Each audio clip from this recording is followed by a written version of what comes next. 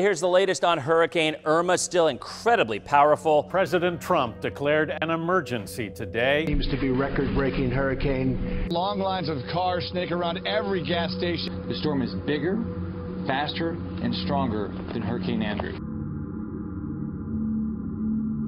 With the most powerful hurricane in the history of the Atlantic barreling towards Miami, I grabbed my camera and booked the first flight out to my hometown. We woke up early to start getting ready and start nailing in the shutters on the windows. It was a beautiful morning. No one could ever guess a Category 4 hurricane was heading directly towards us. Every hardware store was sold out of the basic tools necessary to put up shutters and seal people's homes. Not even the nails we needed were in stock. Most locals had already finished boarding up their homes and had evacuated the area. But my parents decided to stay. Well, super terrified and scared that it was going to be a Category 5 and that we were going to lose our roof and our home and that it was going to be utter devastation.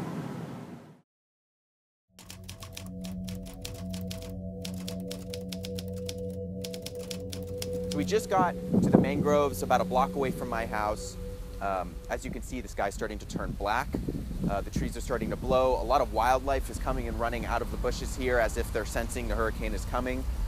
Back in 1992, when Hurricane Andrew hit, this entire area was completely underwater.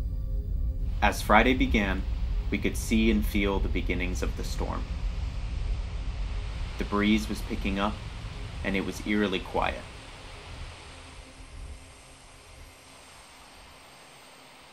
There were no birds, no crickets, just the sound of frogs calling out to one another, as if to warn each other something was coming. We are supposed to miss the hurricane force winds, most likely.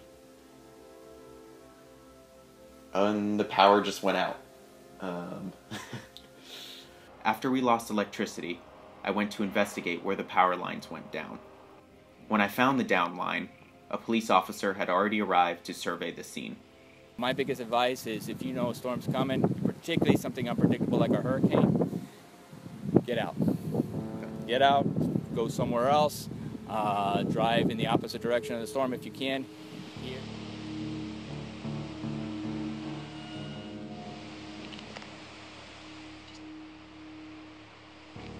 As evening quickly came upon us, my mother and I drove our car a few blocks down the street to an empty lot, where it would be safe from damage.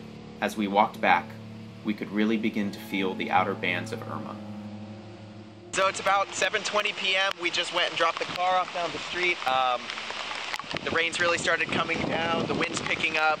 I'd say there's probably at strong gusts going about like 30-40 miles an hour. We're the only people out here. As my family and I said goodnight to each other, we all were worried on what tomorrow would bring.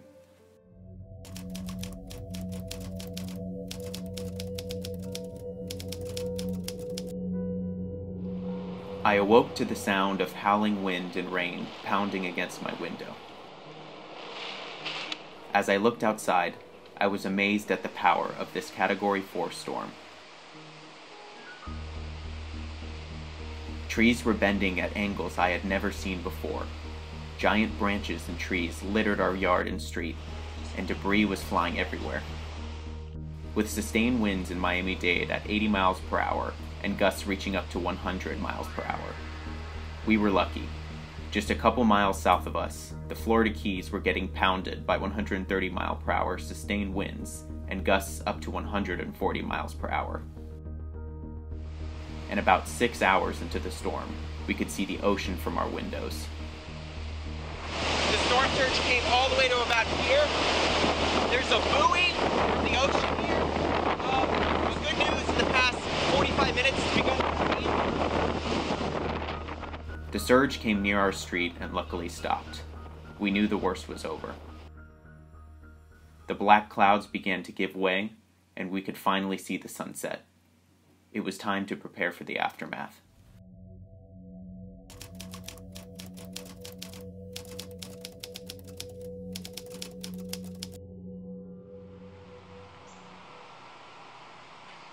Irma was gone, and as I stepped outside, I thought a bomb had gone off.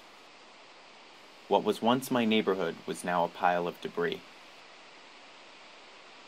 After a few hours of clearing our yard, we decided to drive around and see what Irma did to the rest of the local area.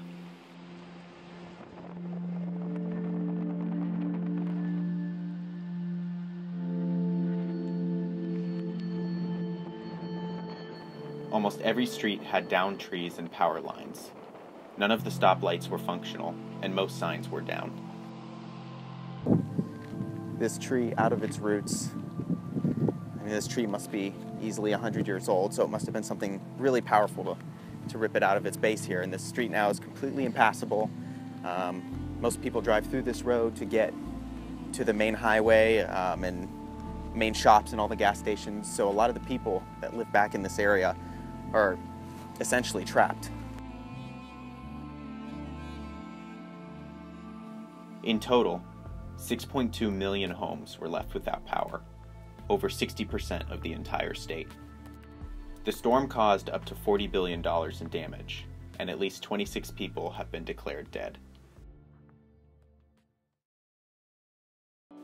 Hurricane Irma may have battered Florida and the Caribbean, but it didn't destroy their people's spirits. Like any natural disaster, humanity comes together in amazing ways to help one another in times of crisis. So, you know, inconvenience without power, all of that, tremendous relief. So grateful. That it's not what we thought it was going to be. In time, they will look back on this storm as a moment of remembrance and triumph, overcoming one of nature's deadliest disasters.